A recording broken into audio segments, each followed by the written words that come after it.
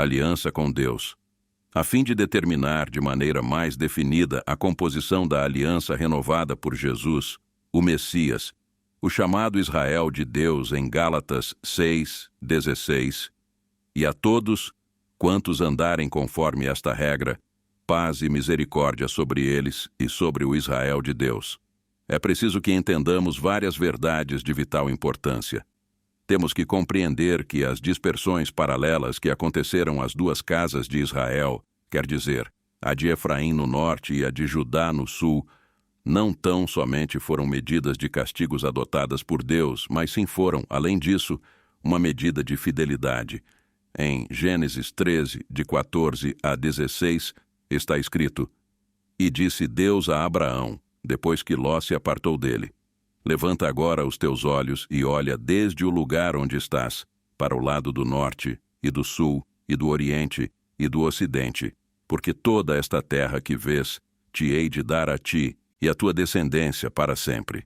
E farei a tua descendência como o pó da terra, de maneira que se alguém puder contar o pó da terra, também a tua descendência será contada. Em Gênesis 17, 4 e 5 também frisa: Quanto a mim, eis a minha aliança contigo. Serás o pai de muitas nações, e não se chamará mais o teu nome Abrão, mas Abraão será o teu nome, porque por pai de muitas nações te tenho posto. Em Gênesis 26, 4 continua: E multiplicarei a tua descendência como as estrelas dos céus, e darei à tua descendência todas estas terras, e por meio dela serão benditas todas as nações da terra. Assim como em muitos outros versículos, vemos que Deus prometeu aos patriarcas a bênção da multiplicidade física, que faria com que a semente deles enchesse todo o globo terrestre.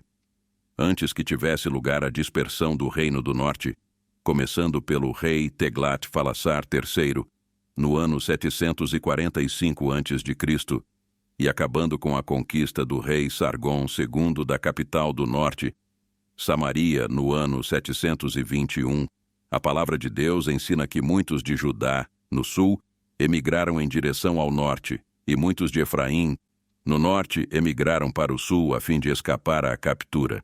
Portanto, torna-se assim possível que em ambas as casas de Israel existisse uma amostra representativa das 12 tribos, mas não todos pertenciam às ditas tribos.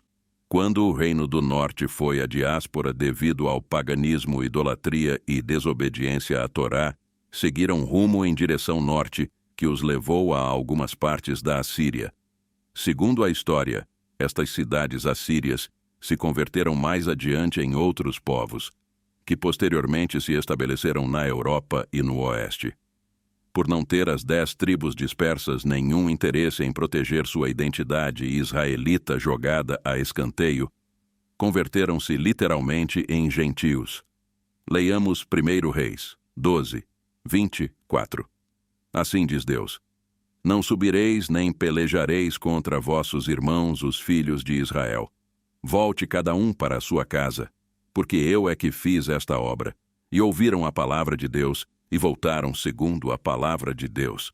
Essa passagem nos recorda que a divisão que houve no ano 721 a.C. fazia parte do plano divinamente estipulado por Deus para que o sangue israelita se misturasse por toda a face da terra.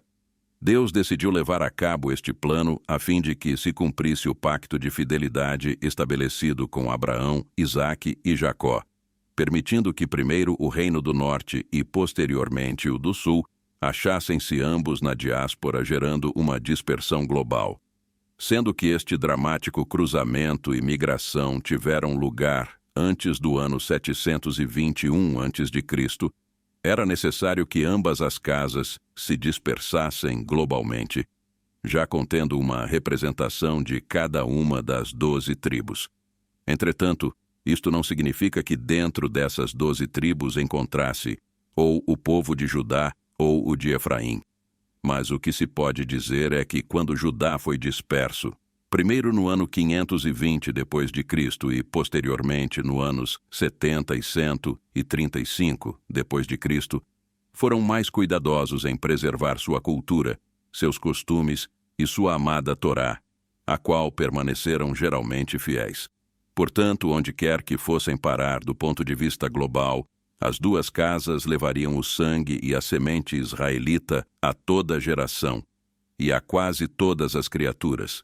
Tinha que ser deste modo, vez que as promessas patriarcais de multiplicidade física foram prometidas para que se cumprissem por meio da parte da família de Efraim, conforme descrito em Gênesis 48, 19. Mas seu pai recusou e disse: Eu o sei, meu filho, eu o sei. Também ele será um povo e também ele será grande, contudo o seu irmão menor será maior que ele, e a sua descendência será uma multidão de nações. E não por meio de Judá.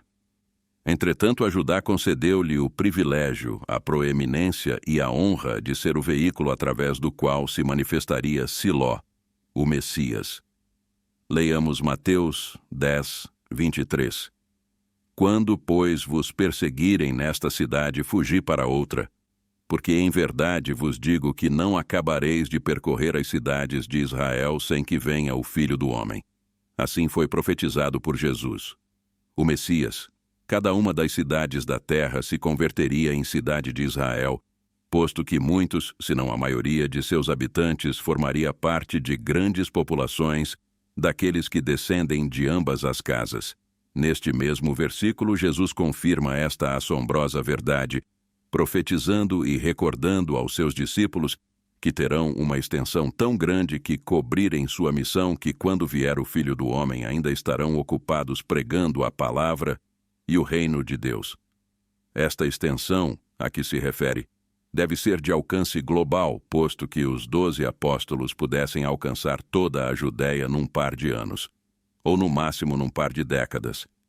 Devemos lembrar que a Judéia era aproximadamente do mesmo tamanho da ilha de Rode, o que era e continua sendo Belém, com 5 milhas ao sul de Jerusalém, e, no entanto, Jesus previne-os para que possam desempenhar um trabalho de enorme alcance que será tão global em seu caráter, que não teriam a oportunidade de realizar tal obra antes de seu regresso. Porque em verdade vos digo que não acabareis de percorrer as cidades de Israel sem que venha o Filho do Homem. Em outras palavras, nosso Pai Celestial considera todas as cidades do globo terrestre como Israel. Quando combinamos esta poderosa verdade, como a que lemos em Mateus 15, 24, e ele, respondendo, disse: Eu não fui enviado senão as ovelhas perdidas da casa de Israel. Onde Jesus mesmo afirma ter vindo buscar somente as ovelhas perdidas da casa de Israel, temos uma poderosa evidência de que na terra toda existem descendentes da casa de Israel. Naturalmente, estabelecemos um paralelo entre estas e outras passagens das Escrituras que afirmam de que modo o Messias resgataria o povo Israel em todo o mundo, a favor dos quais nasceu para buscar. Se ele morreu para revalidar o pacto por pessoas em todo o mundo, e se veio às ovelhas perdidas de Israel, a simples lógica nos diz que a terra, tal e como a conhecemos na atualidade, 2.700 anos depois que se deu a diáspora de Efraim e quase 2.000 anos depois da última diáspora de Judá, está composto em grande parte por sangue israelita. Note-se que não disse sangue judeu da tribo de Judá, posto que a maior parte da nação de Judá seguiu sempre sendo pequena e não se multiplicou realmente, do ponto de vista físico, por causa dos holocaustos, as inquisições, os intentos de extermínio e o genocídio. Portanto, devemos tomar cuidado para não misturar as terminologias Israel e judeu. Por outro lado, o Israel efraimita se esbaldava em deixar-se assimilar e copiar os costumes pagãos, de maneira que não era de fácil detecção e não podia ser identificado para perseguição ou aniquilamento. Sentia-se perfeitamente feliz, integrando-se e assimilando-se em qualquer sociedade em que se encontrassem. Foi precisamente esta atitude despreocupada para com Deus e sua Torá o que, de fato, levou a pleno cumprimento do que Deus pré-anunciou, conforme Gênesis 48, 19, que vimos anteriormente. Esta renúncia à sua herança israelita tornou possível que o sangue efraimita se multiplicasse e se estendesse globalmente sem que pudesse detectá-lo. normalmente conseguindo escapar à perseguição e às tribulações que se relacionam. Do ponto de vista histórico, Judá, que carregava sua identificação, estava exposto. Ó profundidade da sabedoria do Todo-Poderoso! Quão maravilhosos e inescrutáveis são seus caminhos, muito acima de nossa indagação.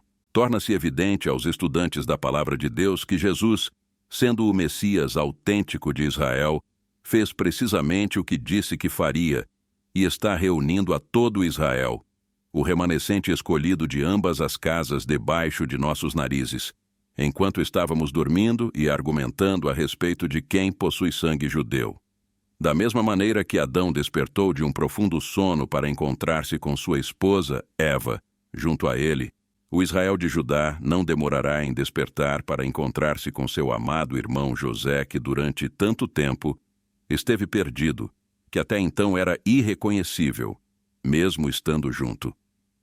O Israel de Efraim foi divinamente enviado na frente para oferecer a provisão das boas novas do reino e o maná espiritual durante os últimos 2000 anos, a fim de que Jesus possa retornar a reunir tanto ao Israel de Judá como o Israel de Efraim.